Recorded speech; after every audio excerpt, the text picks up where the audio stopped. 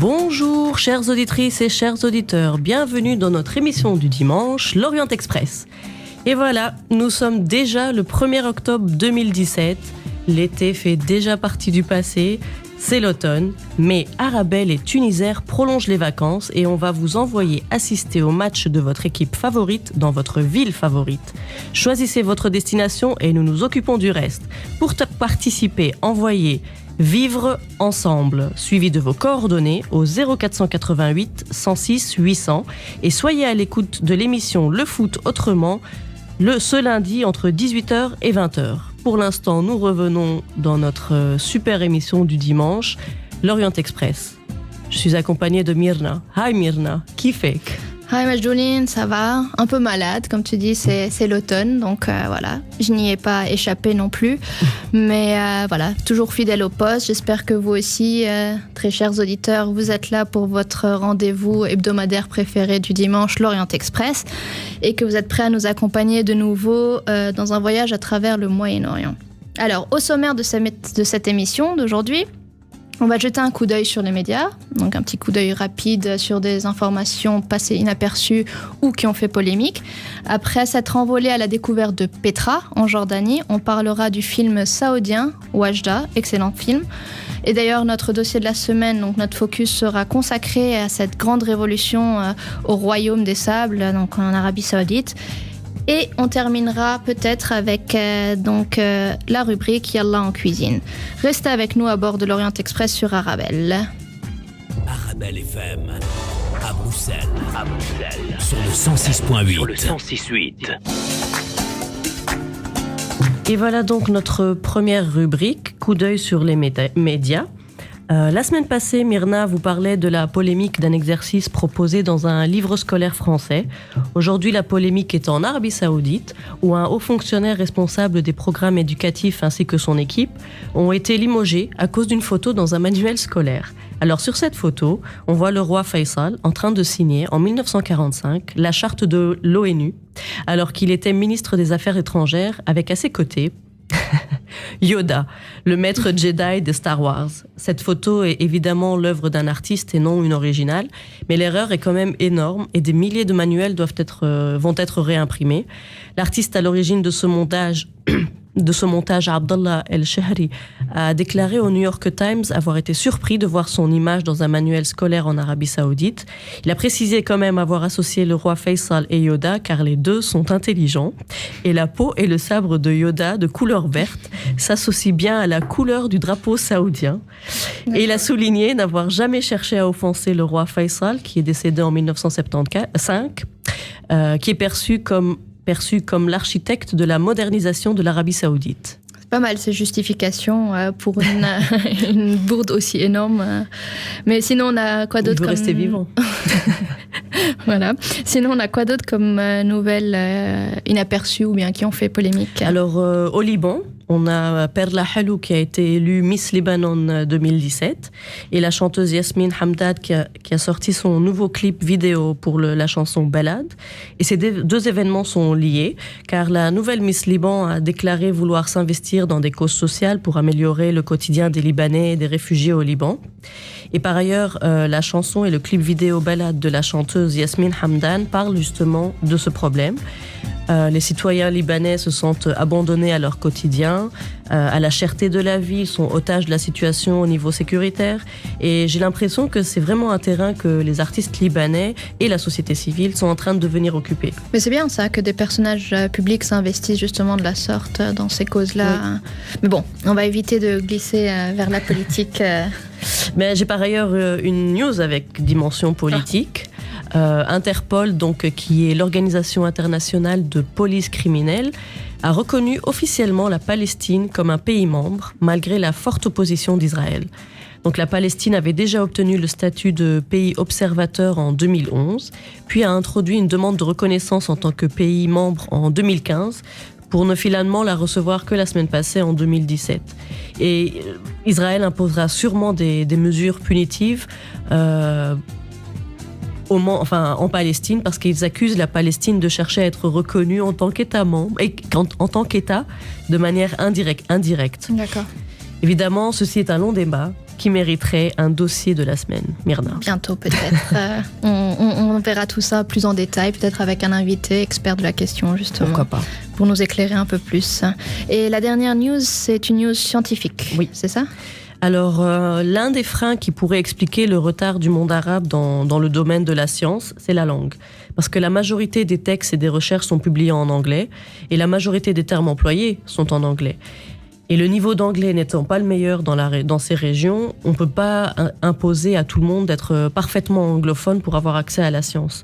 Donc déjà en 2015, un jeune homme amoureux des sciences avait lancé un site web appelé Egyptology, parce qu'il est en Égypte, pour vulgariser la science en arabe. Donc il a une chaîne YouTube où il diffuse des vidéos rigolotes en expliquant certains phénomènes scientifiques. Et à partir de là, il y a eu d'autres sites qui ont vu le jour, mais comme ils tiennent à rester gratuits et accessibles, ça pose la question de la pérennité de ces actions. Et c'est là où intervient le cheikh Mohammed Ben Rachid Al Maktoum, qui est l'émir de Dubaï, qui vient de lancer l'initiative Translation Challenge, qui invite tout le monde, vraiment tout le monde, à traduire 5000 vidéos scientifiques qui sont déjà disponibles en anglais. Donc tout le monde peut aller se loguer sur la fondation du cheikh Mohammed Ben Rachid Al Maktoum et vous pouvez participer en traduisant certains contenus. Et le contenu sera évidemment vérifié par une équipe assermentée et sera disponible gratuitement sur le web. L'intention, c'est de faciliter l'accès à la science pour tous. On voit vraiment que l'Émirat est en train de chercher à se diversifier au maximum et il essaye d'investir l'économie du savoir et de l'éducation pour balancer le déclin des revenus du pétrole. D'accord. Ben écoute, merci beaucoup Majoline pour toutes ces informations qui sont passées encore une fois soit aperçues et qui sont passées inaperçues ou bien qui ont fait polémique et pas politique encore une fois. Je t'avais dit de pas aller sur ce terrain-là. Et on va tous se retrouver pour une semaine, une ville. Tout à fait. Et aujourd'hui, on va partir Où est-ce que tu vas nous emmener? Petra. Alors, vas-y, Petra, c'est un voyage dans l'histoire. Alors.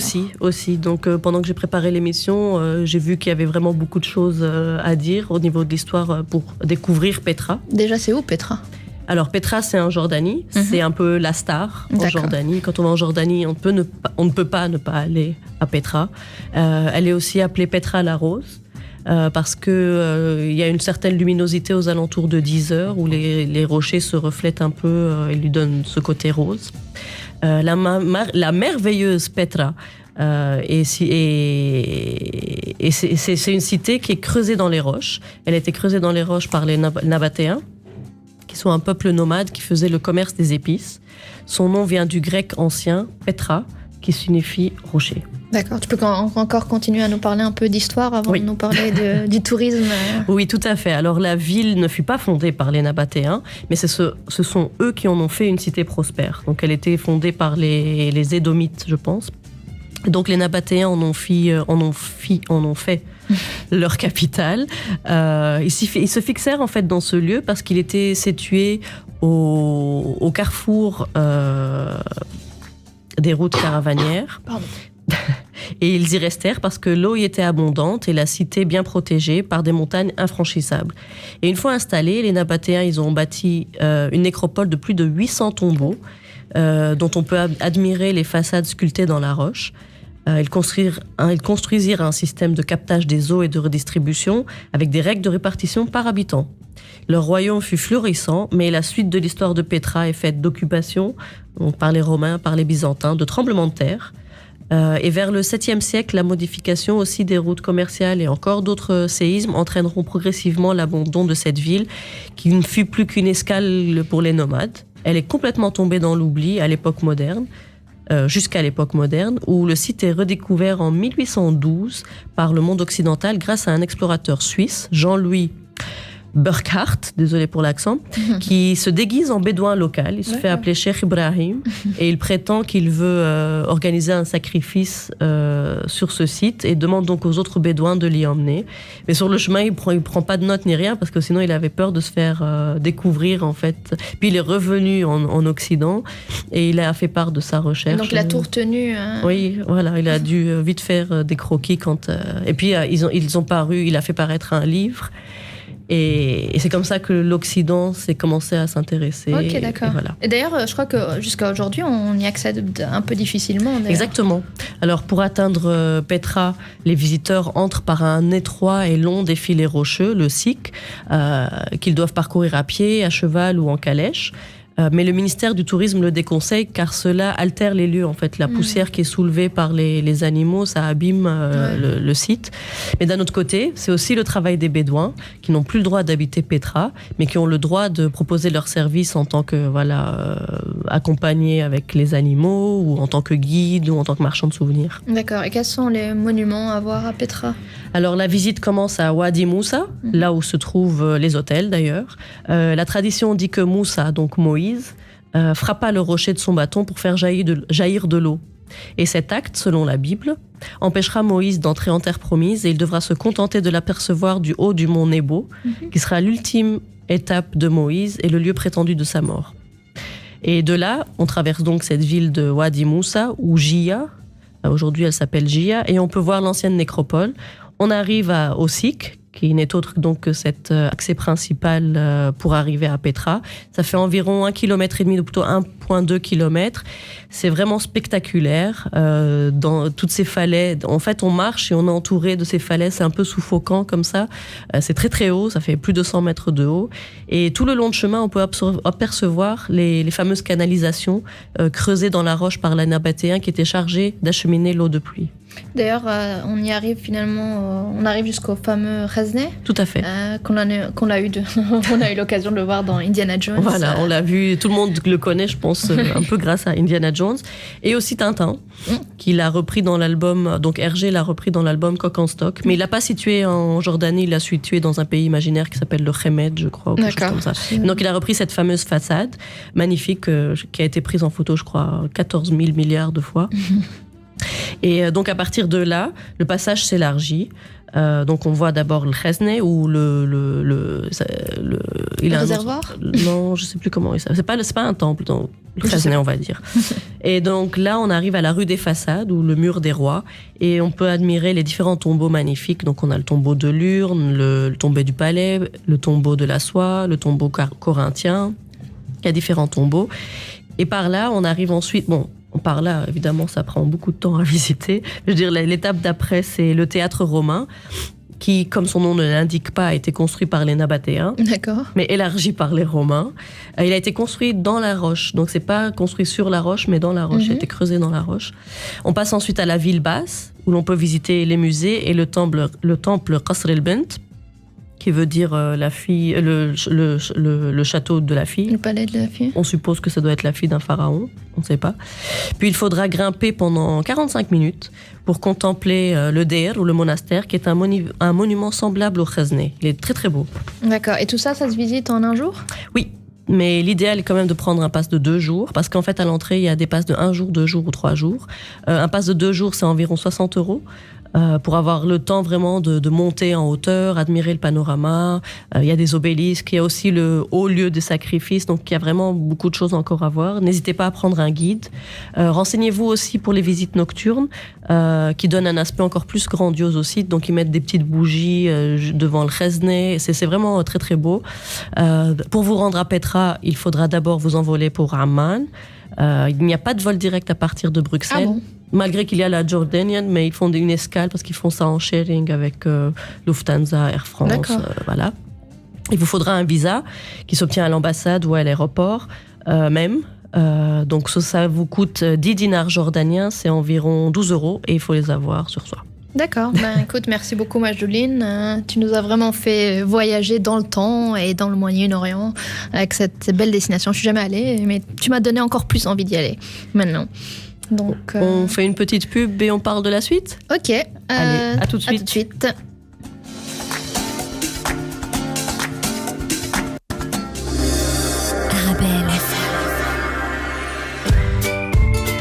هذه نصيحة لجميع سكان بروكسل. هذا كريم من سان-جيل. أنا باش نفيق مزيان في الصباح وقبل ما نبدأ النهار ديالي كنوجد واحد الطاسة د القهوة معتبرة. وبغيتو تعرفوا العجيب في الأمر، البقايا د القهوة يمكن لها تستعمل في إنتاج الكومبوست والطاقة الخضراء.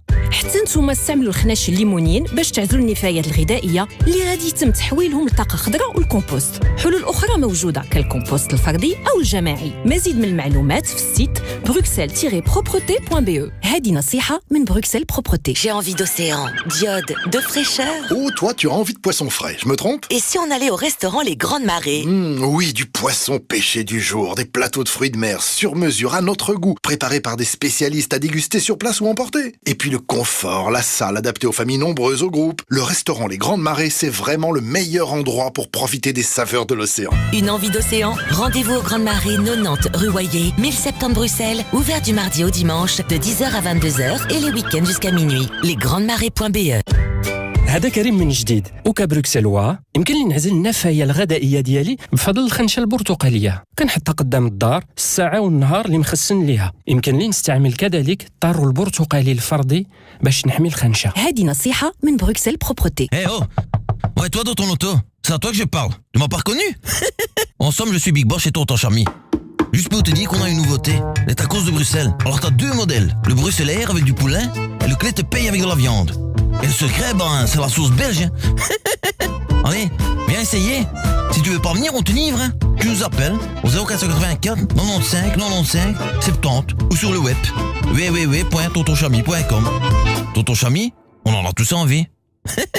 Besoin d'envoyer de l'argent au pays? Pour aider vos proches? Préparez vos vacances d'été? N'attendez plus et profitez jusqu'au 31 août de l'offre exceptionnelle proposée par Attijari Wafa Bank. Un transfert effectué? Tous les autres transferts sont gratuits durant tout l'été. Oui, vous avez bien entendu. Envoyer de l'argent au pays à moindre coût, c'est possible grâce à Attijari Wafa Bank. Attijari Wafa Bank, votre histoire est aussi la nôtre. Le transfert d'un endroit à la gratuité doit être supérieur ou égal à 150 €. Offre valable sur tous les canaux de transfert, hormis Transprélève. Voir conditions en agence ou sur www.attijariwafa.net.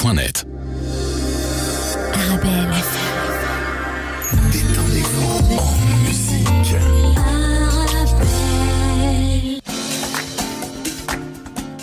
Re-bienvenue dans votre émission du dimanche, l'Orient Express.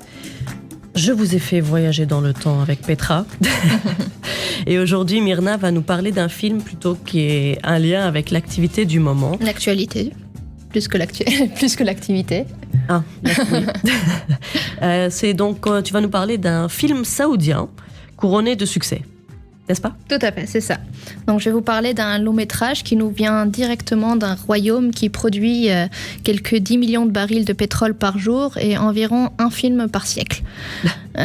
Mais là-bas, donc vous avez, je crois, tous compris que je parle de l'Arabie Saoudite.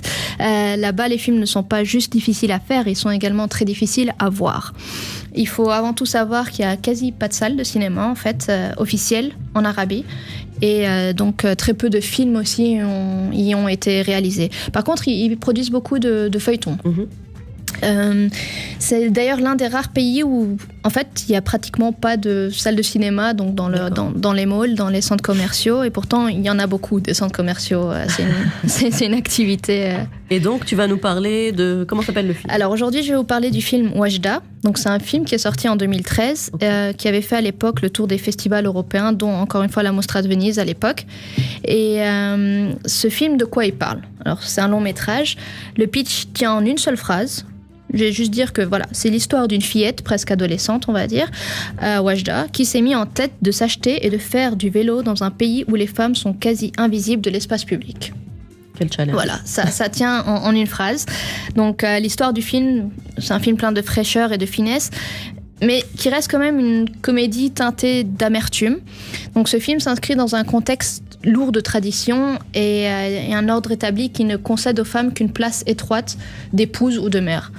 Donc à travers le destin de plusieurs personnages, ce sont vraiment les différents aspects de la condition féminine qui sont abordés, comme le mariage forcé ou la polygamie, les 1001 stratégies par lesquelles se libèrent les jeunes filles, ou encore la vie d'une famille de la classe moyenne, donc saoudienne. La coexistence entre tradition archaïque et modernité globalisée. Donc la réalisatrice Haifa El Mansour évoque toutes ces questions avec nuance en montrant les contraintes sociales, multiples et complexes, qui pèsent aussi bien sur les uns que sur les autres. Donc en plus, c'est un long métrage réalisé par une femme en Arabie Saoudite. C'est ça, tout à fait. Donc Wajda, c'est vraiment le tout premier film saoudien écrit et réalisé par une femme, Haifa El Mansour. Donc voilà, c'est le nom de la réalisatrice. Donc son travail dans son pays suscite à la fois beaucoup d'admiration, mais aussi, bon, comme vous pouvez vous imaginer, beaucoup de controverses, puisqu'elle évoque souvent des sujets assez tabous. Elle tente notamment d'incarner la voix des femmes saoudiennes, dont les conditions de vie sont habituellement passées sous silence. Mais elle précise vraiment qu'avec Wajda, elle n'a jamais cherché à être dans la caricature, qu'il s'agisse des personnages de femmes ou d'hommes. Donc elle essaie vraiment de traiter ça au plus près de la réalité saoudienne. Mais ça doit vraiment pas être évident, limite impossible, de tourner à Riyad en tant que femme. Mais justement, Haifa Al-Mansour a raconté, elle a raconté pas mal d'anecdotes au sujet du tournage. Elle a dit qu'en effet, ça n'a pas toujours été facile pour elle parce que voilà, c'est une femme et que souvent elle devait aller courir, se cacher dans le van de la production quand ils tournaient près de lieux, on va dire, un peu plus conservateurs, où des gens auraient pu être dérangés par la présence d'une femme dans l'espace public. Et en plus, sur son plateau, elle avait des acteurs et actrices, femmes et hommes, donc saoudiens, qui se mélangeaient un peu. Oui. Donc il a été important pour elle justement d'ailleurs de travailler avec un casting entièrement saoudien pour raconter cette histoire avec vraiment des voix authentiques pour que le film offre une vision intérieure de son pays à travers des thèmes universels que sont l'espoir et la persévérance. Super. Je savais pas qu'il y avait eu ce film, Wajda, déjà en Arabie Saoudite. Ouais. Donc ils produisent des films et en plus d'une réalisatrice femme. Et même l'histoire est vraiment, il vaut la peine d'être vue. Oui, oui. Moi, je l'ai vue à 2 reprises, une première fois, et là je l'ai revue avec l'actualité du moment et voilà, il se démode pas malheureusement Super. pour le moment. Eh bien justement, je pense que le dossier de la semaine revient aussi sur une actualité qui a touché le royaume saoudien cette semaine. Et tu as appelé ce titre, ce dossier, Révolution au royaume des sables. Tout à fait, c'est ça. C'est poétique, non ? C'est très beau. Et j'ai mis Révolution avec un S, parce que justement, je vais expliquer exactement ce qu'il en est. Alors, je pense que, chers auditeurs, Majouline, chères auditrices aussi, vu qu'on est en train de parler quand même de questions des droits des femmes, il ne faut pas qu'on oublie nos chères auditrices aussi et ne pas les mettre tous dans auditeurs. Je pense que ça a été difficile d'avoir... Enfin, personne n'est passé à côté de cette information historique qui a un peu fait la une des journaux et des réseaux sociaux et de toutes les discussions d'ailleurs cette semaine. Les Saoudiennes pourront enfin conduire à partir de juin 2018. Donc en effet, le roi Salman a ordonné ce mardi la fin de l'interdiction faite aux femmes de prendre le volant. Donc c'est vraiment une petite révolution, je dirais même une grande révolution pour le royaume, donc qui était le dernier pays qui réserve la conduite juste aux hommes. Toutes les Saoudiennes engagées dans les campagnes visant à casser l'interdiction, à l'instar par exemple de Manal el-Sharif, qui avait fait de la prison pour avoir conduit elle-même sa voiture, et c'est vraiment la figure de proue du mouvement Women to Drive. Elles doivent vraiment être fières d'avoir enfin obtenu ce droit. Bien sûr, tout à fait. C'est d'ailleurs, les femmes saoudiennes avaient déjà commencé à réclamer le droit de conduire. C'est pas nouveau, quoi. Ça fait vraiment plus ou moins 27 ans. Donc elles avaient commencé vraiment au début des années 90. Et en plus, dans le sillage des révoltes arabes qui ont un peu vraiment secoué toute la région, elles ont continué à mener des actions, des manifestations comme Femmes au volant, donc en 2011, qui malheureusement les a souvent menées en prison. Donc parfois, elles étaient d'ailleurs dénoncées par des automobilistes qui dégainaient leurs téléphones pour les prendre en photo et les envoyer justement. Et donc, et parfois les policiers les arrêtaient aussi. Mais bon, elles ont eu des réactions négatives, mais elles ont aussi certaines réactions positives. Donc elles avaient des soutiens. Oui, bien sûr, elles avaient du soutien, parfois même par des membres de leur propre famille, que ce soit leurs frères, leur mari, leur fils, donc leur chauffeur aussi parfois, parce que justement, elles prenaient le volant, puis dès qu'elles voyaient que la police allait les arrêter, boum, le chauffeur passait devant et elle était à côté. Parfois, les policiers a très bien compris ce qu'il était en train de se passer, et puis leur disaient, oui, ne recommencez pas. Donc voilà, il y a vraiment beaucoup d'activisme à ce niveau-là, donc en Arabie Saoudite. Et d'ailleurs, on peut trouver beaucoup de ces témoignages de ces femmes-là. C'est vrai que on peut en sourire, mais c'est triste. Au fond, c'est vraiment très, très, très, très triste.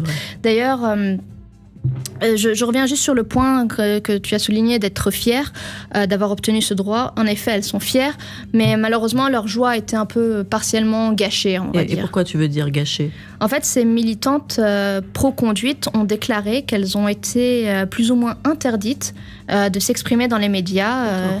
Juste après donc l'annonce du roi Salman, qu'elles auraient apparemment reçu un appel menaçant d'un homme qui disait qu'il fait partie des autorités, quelques heures donc après l'annonce. Donc elles ont un peu confronté aussi pour savoir s'il s'agissait d'un canular ou pas.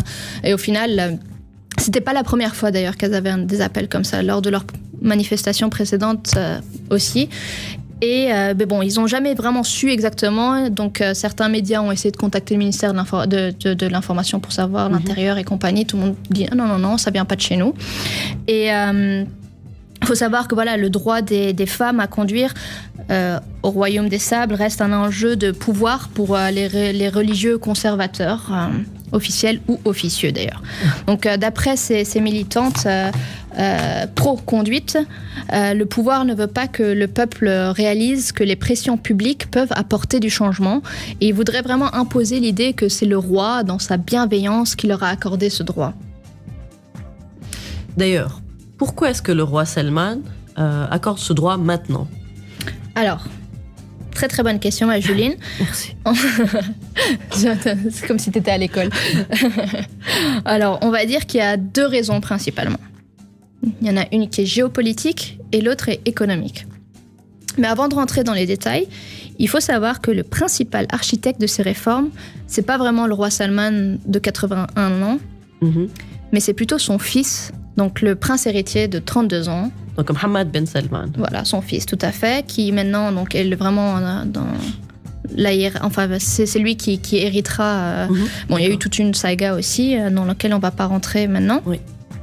Et voilà, pourquoi ils ont décidé d'octroyer le droit de conduire maintenant ?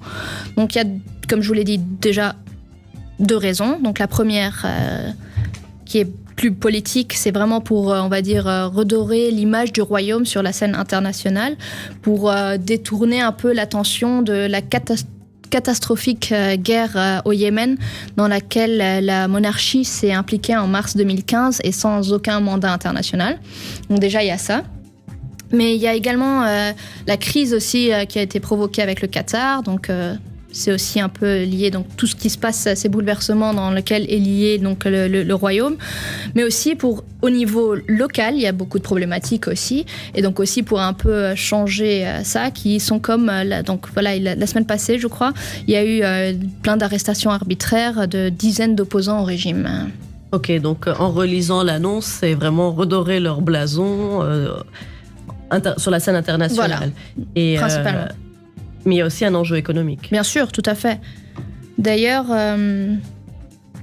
petite parenthèse, il y a de grosses firmes de l'automobile qui ont déjà dégainé énormément de pubs à l'intention de millions de nouvelles conductrices potentielles dans un des pays les plus riches du monde. Donc, je pense vous pouvez aller les voir donc, sur les réseaux sociaux. Donc, Volkswagen, Ford, Nissan, Land Rover, Cadillac ou encore Kia. Ils ont tous partagé une série de nouvelles publicités pour s'adresser donc à ces nouvelles clientes à coup de messages qui se veulent vraiment empowering business, quoi. Voilà, on se retrouve juste après la pub pour la suite de notre dossier de la semaine. À tout de suite. C'était un bon moment. Dis chérie, t'as entendu parler du nouveau supermarché ? Bruxelles Market ? Bien sûr, c'est le plus grand supermarché de Bruxelles. De la viande halal de première qualité et garantie de l'élevage à l'abattage. Steak, viande hachée, pita, poulet bio, arrivage journalier, c'est le premier. Et les fruits et légumes ? Frais du jour. Bruxelles Market, une équipe à votre disposition tous les jours de la semaine, de 7h30 à 20h.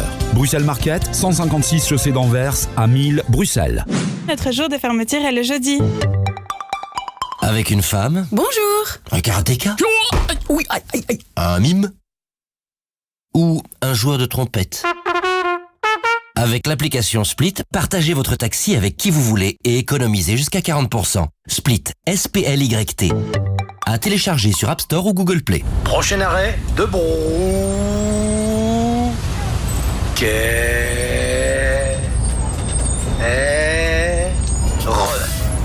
Ne ralentissez pas les bus en roulant sur leur bande. Comme ça, vous évitez une amende de 55 €. Bruxelles, c'est nous tous. La STIB. Allez, démarre. Oula, je peux vous aider ma petite dame? Ah, bah oui, d'abord ma radio, puis la voiture. Ah ben, c'est dommage, car vous auriez entendu qu'il y a Auto M&M, le leader de la pièce automobile et accessoires, et ils ont tout pour l'auto, avec des remises allant jusqu'à 45%. Waouh, et ils sont où? À Bruxelles et Liège. Et si vous commandez en ligne sur automm.be, ils vous livrent même à domicile partout en Belgique. Ah ben, si j'avais su, vous me conduisez? Vous avez du bol? J'y allais. Ouvert jusqu'à 19h30, aussi les jours fériés. Info automm.be. Arabelle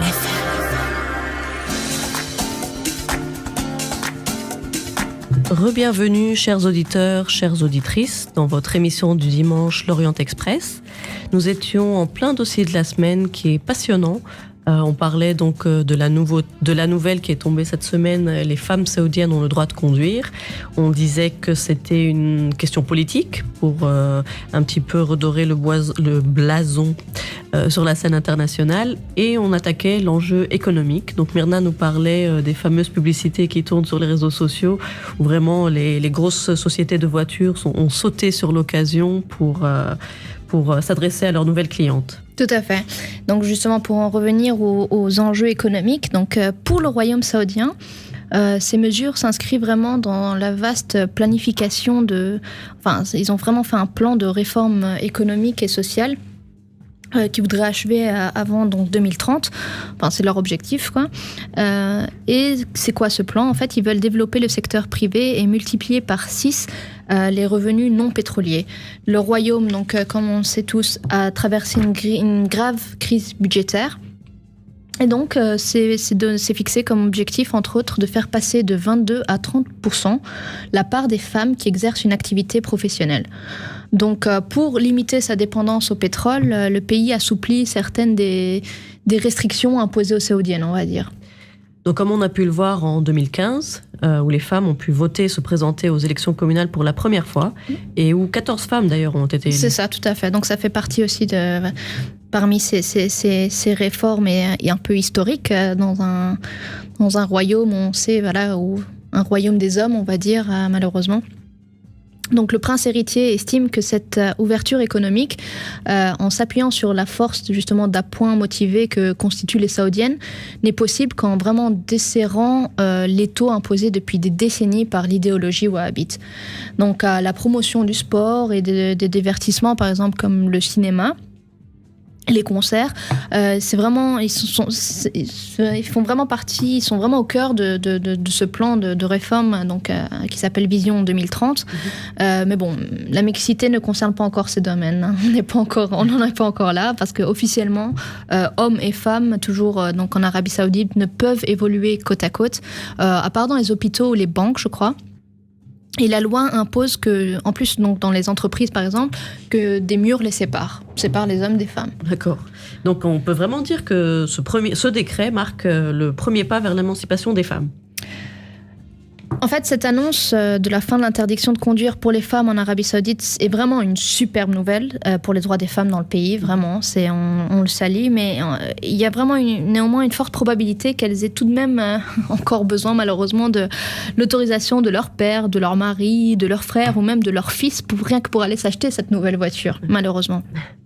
Parce que l'une des discriminations les plus lourdes qui sont encore justement applicables, enfin qui existent encore en Arabie Saoudite, est le régime de la tutelle. Donc en gros, c'est quoi le régime de la tutelle? Les femmes saoudiennes ont l'obligation d'avoir l'accord d'un tuteur, donc que ce soit donc son père, leur père, leur mari ou leur frère, pour les gestes les plus anodins, comme signer un contrat de travail, ouvrir un compte en banque ou encore simplement voyager à l'étranger. Elles ont besoin d'avoir l'autorisation. Donc en gros, les Saoudiennes sont, on va dire, mineures à vie encore aujourd'hui. Malheureusement, oui. Il y a beaucoup de chemin à effectuer encore en termes de droits des femmes en Arabie. Mais vraiment, c'est une étape déjà qui constitue un pas de plus dans leur lent et long processus d'émancipation politique. Et d'ailleurs, je veux rajouter une chose. Il faut vraiment qu'on n'oublie pas que la lutte pour les droits des femmes n'a jamais été facile et que jusqu'à maintenant, il y a encore d'autres batailles sur ce terrain qui attendent d'être remportées. Et ça, c'est pas juste en Arabie Saoudite, c'est vraiment un peu partout dans le monde encore.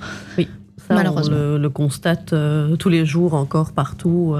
Le combat des femmes et des féministes, c'est encore un long combat.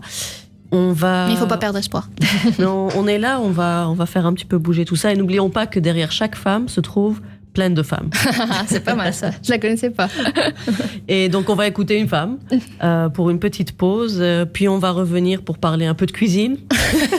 Pour rester dans les clichés, c'est ça.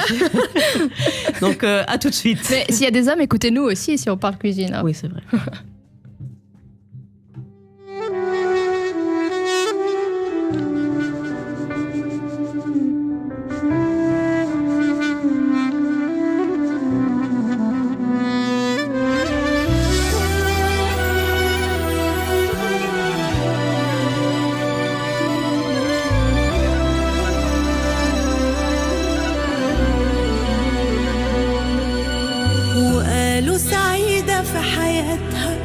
واصلة لكل أحلامها وبين عليها فرحتها في ضحكتها وفي كلامها وعايشة كأنها في جنة وكل الدنيا ملكاها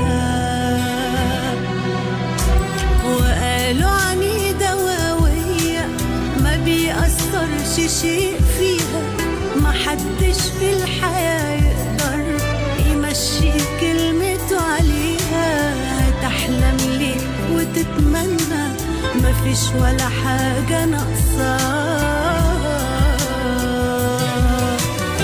من جوايا أنا عكس اللي شايفينها وعلى الجرح اللي فيها ربنا يعينها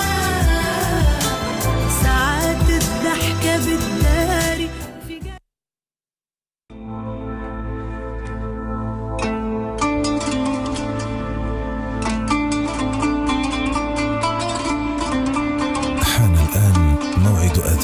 صلاة العصر حسب توقيت مدينة بروكسل والضواحي.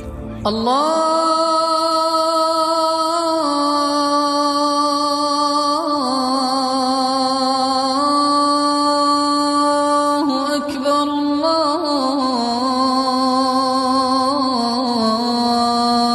الله أكبر الله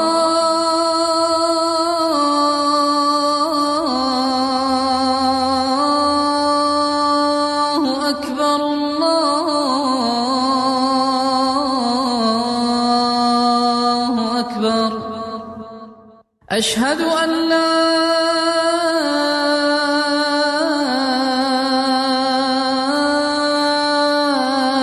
إله إلا الله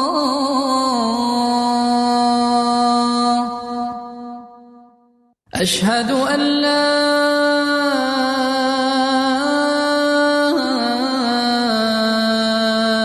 إله إلا الله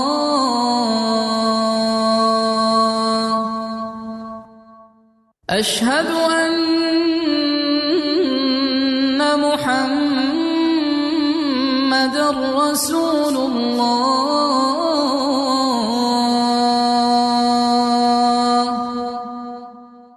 أشهد أن محمدًا رسول الله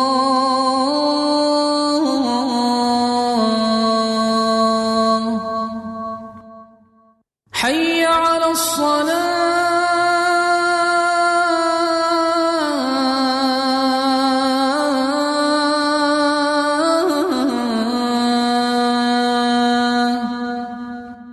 حي على الصلاة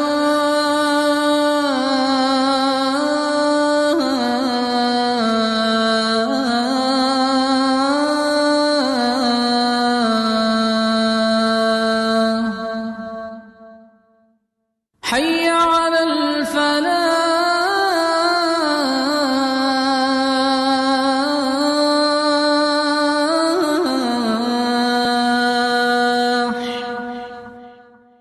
حي على الفلاح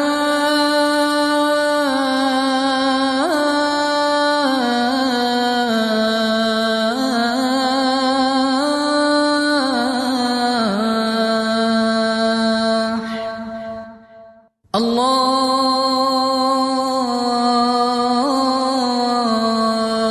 Akbar, Allahu Akbar. La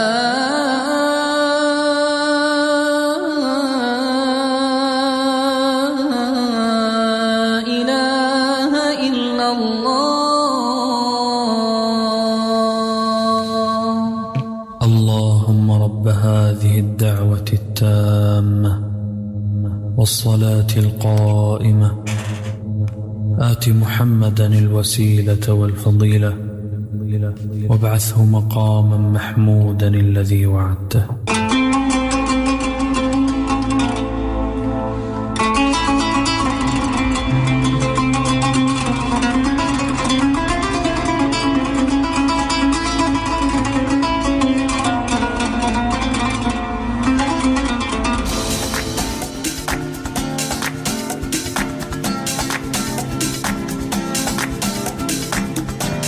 Re-bienvenue à tous, chers auditeurs, chères auditrices. Vous êtes à bord de l'Orient Express, votre émission préférée du dimanche et même de la semaine d'ailleurs.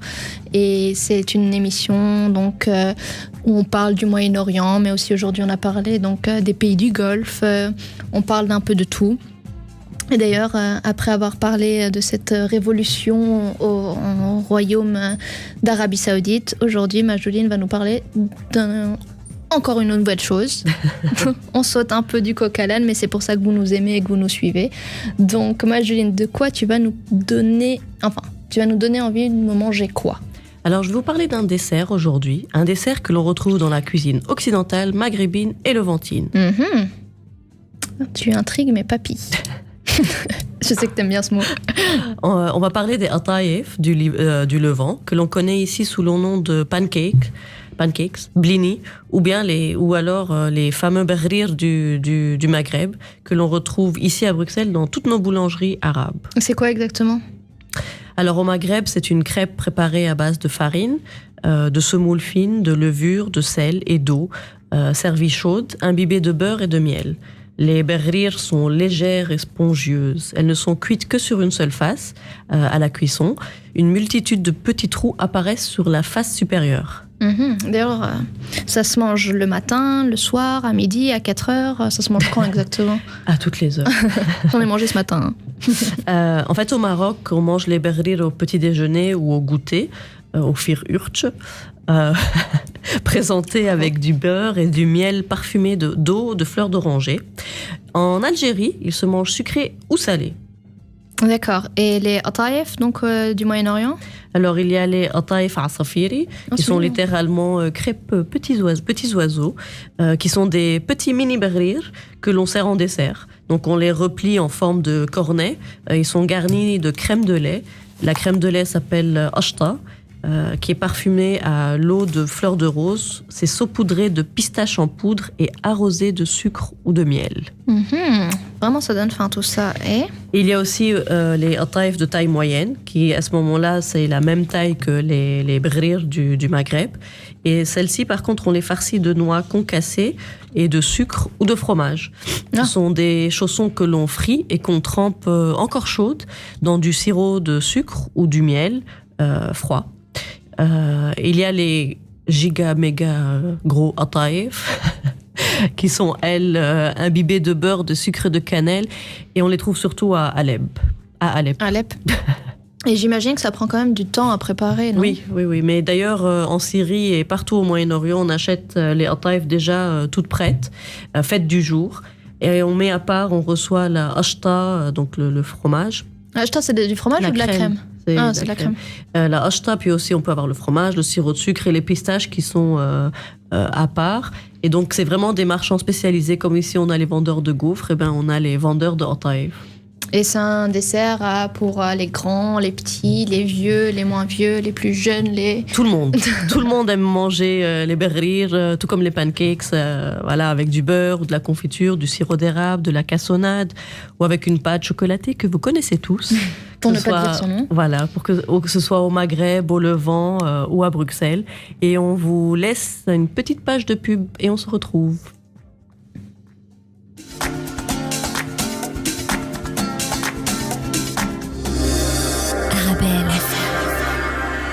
Une pub à la radio, c'est pas si cher que ça. Commerçants, entrepreneurs, petits, moyens, grands, contactez-nous et bénéficiez de notre tarif promotionnel à 219 € la semaine. Et oui, 219 € la semaine. Vous voyez, une pub à la radio, c'est pas si cher que ça. Allez, boostez vos ventes et appelez le service commercial d'Arabelle au 0488 588 456.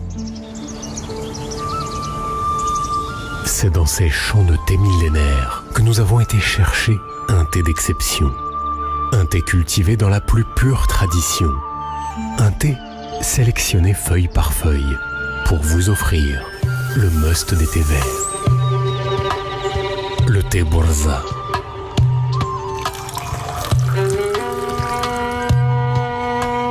Thé Borza, toute la saveur de l'originalité.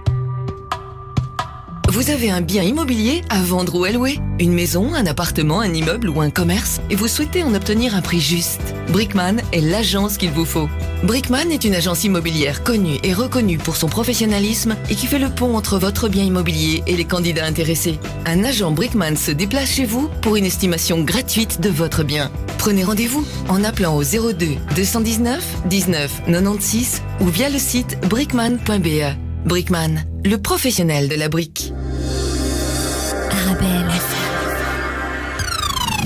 Notre application est disponible sur Apple Store et Google Play.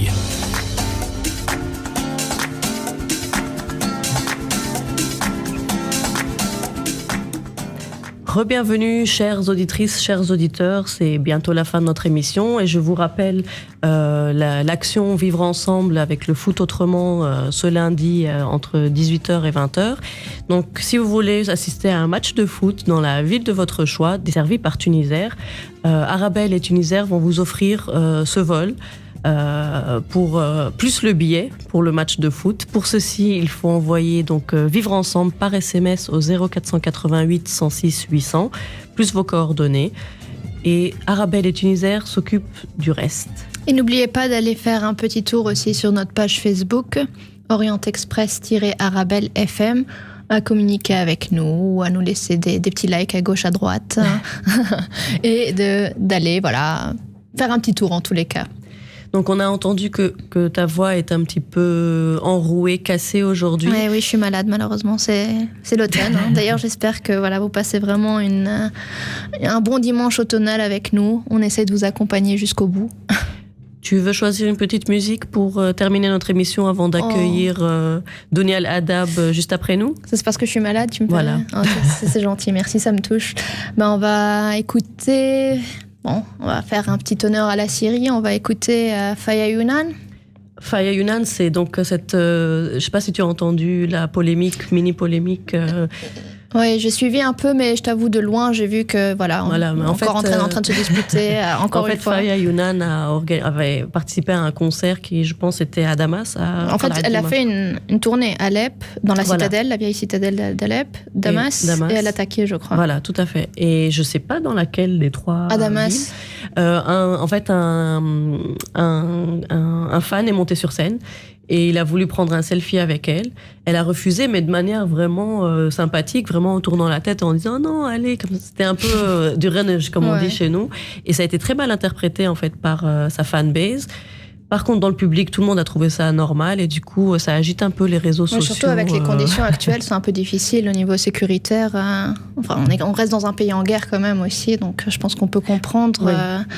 Voilà. Mais elle a publié d'ailleurs un message sur son Facebook expliquant son geste, qu'il ne fallait pas l'interpréter mal. De toute façon, on a toujours soit des détracteurs, soit des fans. Voilà. Quand on est un personnage public comme elle. On va dire au revoir à nos auditrices et nos auditeurs pour aujourd'hui sur la musique de Faya Younan. Voilà. Suivez-nous J'espère que vous aimerez bien mon goût.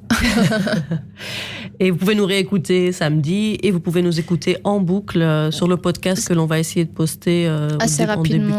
On essaie de les poster après l'émission généralement, mais ça dépend vraiment. Donc n'hésitez pas à aller souvent sur la page Orient Express-Arabelle FM. Les podcasts de chaque émission sont repostés sur une page liée à notre page. Voilà, je parle très mal de technique, mais bon. Et on vous souhaite une très très belle semaine. À dimanche prochain. Au revoir, bye bye.